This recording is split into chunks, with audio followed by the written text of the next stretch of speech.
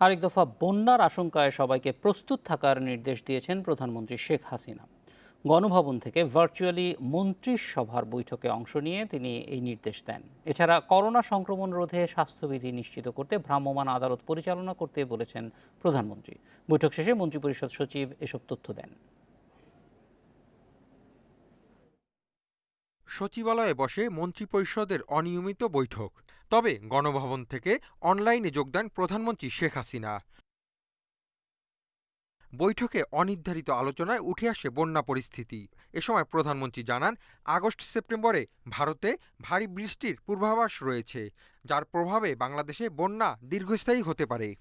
মাননীয় প্রধানমন্ত্রী পার্টিকুলারলি এই বিষয়টা খুবই একটু সতর্ক করছেন যে প্রস্তুত থাকতে হবে, যাতে একটা যদি লং টার্ম যদি বন্যাটা ভাদ্র মাসের মাঝামাঝি যদি কোনো বন্যা আসে, তাহলে সেটা কিন্তু একটা লং টাইমে একটা প্রিভেল করার সম্ভাবনা থাকে। সুতরাং আমাদের প্রস্তুতিটা ওইখানে রাখতে হবে।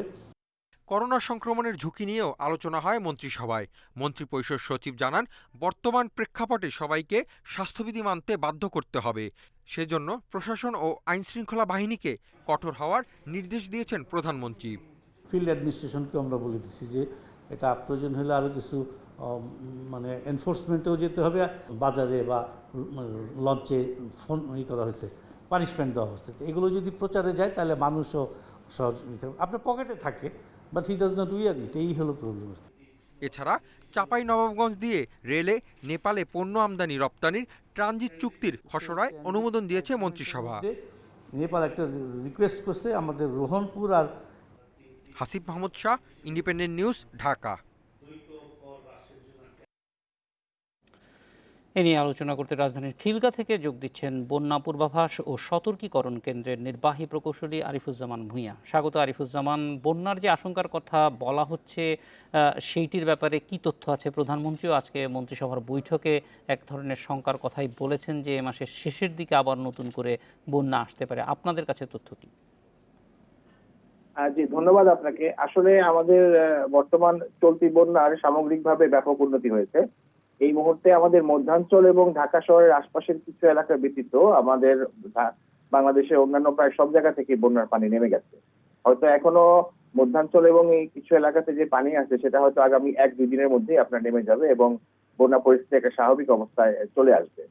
মাননীয় প্রধানমন্ত্রী যথার্থই বলেছেন। আসলে আমাদের দেশে আষাঢ় শ্রাবণ মাসে বা জুন জুলাই মাসে যেমন একটা বন্যা হয়, ঠিক এরকম ভাদ্র মাসে অর্থাৎ অগাস্ট সেপ্টেম্বরে একটা বন্যার ঝুঁকি থাকে। তবে চলতি মাসে আমরা যেটা বলছি যে চলতি মাসে আপাতত আমাদের আর বড় বন্যার ঝুঁকি নাই।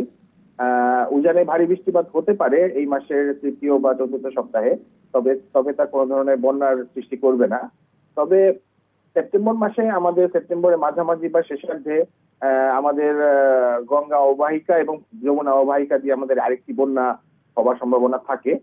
সেই ঝুঁকিটা আমাদের রয়ে গেছে। তো সেই জন্য আমাদের প্রস্তুত থাকতে হবে, কারণ বন্যার ঝুঁকিটা যেহেতু আছে এবং আমাদের সার্বিকভাবে বন্যা মোকাবেলার যে সমস্ত কার্যক্রম আমাদের হাতে আছে সবগুলো নিয়ে আমাদের এই সেপ্টেম্বর পর্যন্তই আমাদের তৈরি থাকতে হবে। তবে সেপ্টেম্বরের বন্যাটা আসলে কখন কোন সময় আসতে পারে সেটা এই মুহূর্তে আমরা বলতে পারছি না। আমরা ওটা যথাসময়ে আমরা সকলকে অবহিত করতে পারবো। যেমন আমরা যখন দেখছি যে বন্যার পানিটা কিছু কমে আসছে, সেই সময় স্বাভাবিকভাবে কিছু যেমন রোগ দেখা যায় পানিবাহিত, আবার একই সঙ্গে আমরা দেখছি কোনো কোনো এলাকায় প্রচুর ভাঙন দেখা দিচ্ছে। এই ভাঙনটার থেকে মানুষের ক্ষয়ক্ষতি রোধ করবার জন্য তাৎক্ষণিকভাবে কিছু করা আছে কিনা? কারণ দীর্ঘমেয়াদে অনেক পরিকল্পনাই নেওয়া হচ্ছে, সেগুলির বাস্তবায়নের ধীর গতি দেখতে পাই।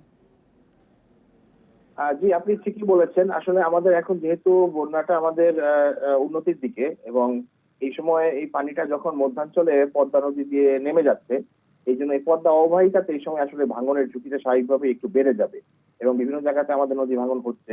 এবং এই বছর আগে যে ধরনের যে তীব্রতায় বন্যা হয়েছিল, তো সেই তীব্রতায় আসলে আমাদের সেভাবে কিন্তু ভাঙন হয়নি। আমি আপনার অবগতির জন্য জানাতে চাচ্ছি যে আমাদের সারা বাংলাদেশে পানি উন্নয়ন বোর্ডের প্রায় 16,000 কিলোমিটার বন্যা নিয়ন্ত্রণ বাঁধের মধ্যে গত সপ্তাহ পর্যন্ত আমরা আমাদের তথ্য মতে প্রায় 260 কিলোমিটারের মতো ভাঙন হয়েছে। তো এত বড় বন্যায় আমরা এই পরিমাণ ভাঙন খুব একটা বড় কিছু নয়। তবে আমাদের প্রতিটা জেলাতে আমাদের পানি উন্নয়ন বোর্ডের কর্মকর্তারা প্রস্তুত আছে। তারা যখনই যেখানে ভাঙন হচ্ছে সেখানে স্থানীয় প্রশাসনের সহায়তায় জিও ব্যাগ এবং এই ধরনের দ্রব্য সামগ্রী নিয়ে 24 থেকে 48 ঘন্টার মধ্যে আপনার ভাঙন প্রতিরোধ করতে।